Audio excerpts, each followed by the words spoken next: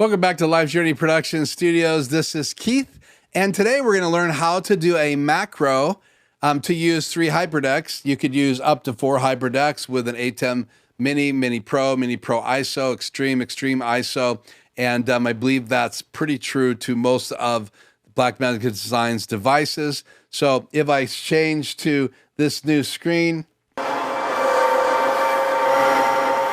you can see right here in the bottom systems icon in the control software, which is right there by Blackmagic Design. On the bottom left, I can go into systems, and then you can see I have a general tab, audio tab, multi-view tab, labels, and HyperDeck. And I have videos here on my channel on how to hook up HyperDecks, so please check out those videos here on the channel. But today I want to focus on those 3 HyperDecks that I have live. The bottom HyperDeck is not currently live. It's actually a Raspberry Pi using Playout B, and you can check out videos on YouTube on that device and that software that plays in a Raspberry Pi. But I have that deactivated right now, and I'm using 3 regular HyperDecks. One is a HyperDeck Studio Mini, the older version. It does have a key and fill channel. That will be my Stinger HyperDeck today. And if you wonder what a Stinger is, this is a Stinger. It's designed to hide transitions. So behind this, I could make a transition like that, and then I could run the Stinger again and make the transition back. And the Stinger just overlaps everything, so you have to hide your transition behind it. But what if you wanted to go from a video to a video using a Stinger just like this? Well, let me demo that. Let's turn my lower thirds back on right there, and let's go ahead and run a Stinger I made before I recorded this video. Then we're going to talk about how to make it. So I'm going to go ahead and hit play. What's going to happen is my Stinger is going to cut from this camera view to a video. The Stinger is going to cut from a video to a video. That's going to cut from my other 2 HyperDecks from one to the other. So you're going to see a video, then a Stinger, then a video. And then that last video is going to go from the video to a Stinger back to this view, and this logo will pop on. Keep in mind, this logo is already over video number 1. So you are going to see the logo for video number 1, but you're not going to see the logo for video number 2. So let's roll that Stinger. Here we go. And I'll talk as it's going over the screen. So Stinger 1 to video 1, and this is the one that has the logos programmed in the video. Then the Stinger covers it. It cuts to video number 2. It has no logo on the bottom left, but it does have on the right Stinger back to this camera view, and the logo is back. There's a number of steps to make that kind of macro. So let's quickly cover those steps right now. So anytime you're going to make a macro, and you can see I am recording ISO tracks right here, and that's so I can program this whole macro right in front of you, and then also put my picture right down on the bottom of the screen. It'll stay there all the time, and so you're seeing that right now, but when I recorded this, there was no picture there. So we're going to go ahead and make this macro again. So I'm going to go into Create. Now, if you don't know where macros are, let's close this. Your macros are up here next to File, then Macros in the top left of the control software. Click on Macros and then click on the only choice, which is Macros. It opens up the screen. You have 2 folders, Create folder and Run folder. You run macros from the Run folder, and you create from the Create folder. So we're going to go ahead and click on this empty spot, and we're going to call this Test Macro, which we will also play. I'm sorry, you got to hit record first and then type in test macro. There you go. Now I'm going to hit record. And so now we're recording that macro. Now the first thing that I would want to do in order to program this macro is I'm going to cut back to camera 2. So, and then I'm going to turn my logo on. And so this is the view you're going to want to have for step number 1. Now keep in mind, this macro is recording all of this, and you can see it here on the bottom. It's still recording.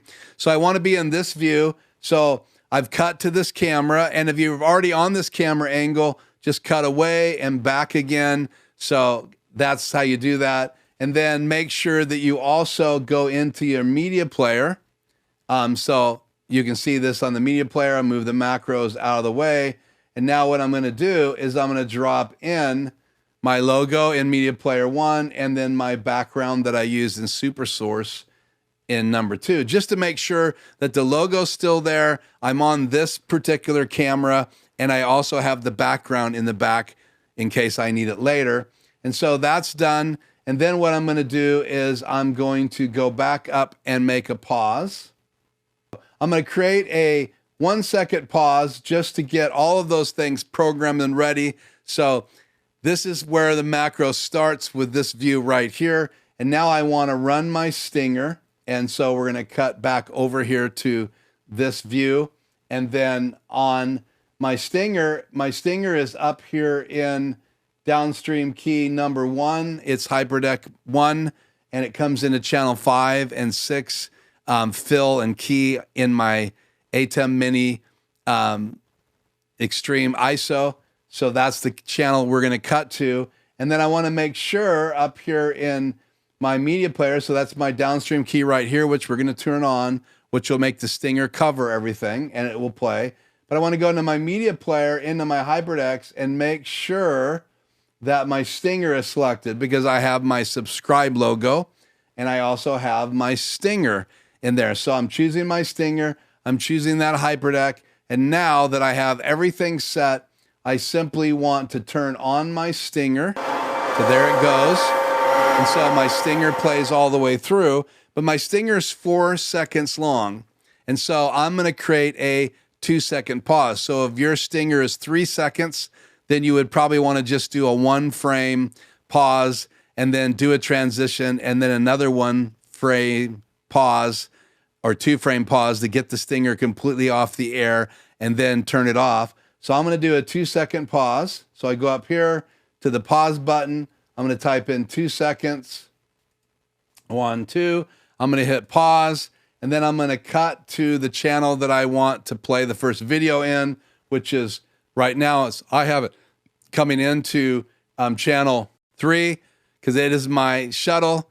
So long story, but it comes into channel 3. So I'm going to turn that on.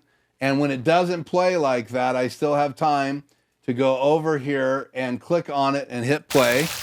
So now it's playing, and then I want to come back in here and add a 2-second pause, and then I want to turn it off, turned off my logo so it's not doubled up, and now I want to turn the the downstream key off, and then I want to decide how long I want this video to play. I'm going to just let it play for 4 seconds. I'm going to hit a pause, and then I want to run my stinger again. So I'm going to turn my downstream key on one more time. I am going to add a 2-second pause to get in the middle of my stinger. I want to cut to my other HyperDeck. So I'm going to go up here and cue the desert time lapse in my other HyperDeck. It's on channel 7 and 8. So I'm going to cut to 7. I'm going to pause for 2 more seconds to get my stinger off the air, turn the stinger downstream key off the air. I'm going to let this one go for 6 seconds.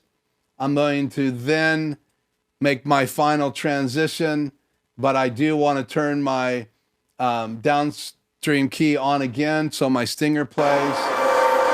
I'm going to give it a 2-second pause so it's halfway.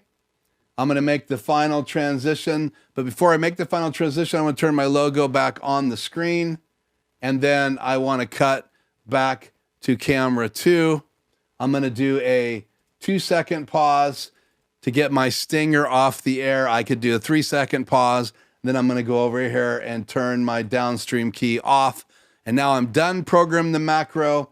I can go up here and hit stop record, and then if I hit test on that macro, I go into the run mode, hit play. Here we go. Stinger, video, stinger, video number 2, 6 seconds. And then the stinger plays again. Logo comes on, and I'm back on camera too. So anytime during your show, when you're in this camera view, you could simply run that stinger. Stinger would play. Video 1. Obviously, after that stinger played, as long as you want it, stinger runs again. Video 2. This one's a little bit longer. Stinger, back to camera 1, and now you have used 3 HyperDecks all in one macro. So I'm sure there's other ways that you could create pauses and re-up a clip and play another video. So you could always cut from HyperDeck number 1 to this view, cut back to the HyperDeck, play a video, cut back to this view, queue up a new video, cut back to that HyperDeck. But if you want to go from video, stinger, to video, you have to have 3 HyperDecks, and the easiest way to do that is to program a macro. Now, macros aren't easy, but that makes it easy when you're live to play those videos so you can have your show all ready to go. So if it was an instant replay or something like that, or clips from another football game or another event, and you simply wanted those to roll back and forth and transition with the stinger, then now you know how to make that macro. So I am Keith. This is Life Journey Production Studios. And if you enjoyed that video, please consider subscribing to the channel, and also hit the like button, ring the bell if you want to be alerted, and then share this video with your friends if it was really helpful with you. Again, thank you for joining me here on Life Journey Production Studios, and I hope to see you in the next video.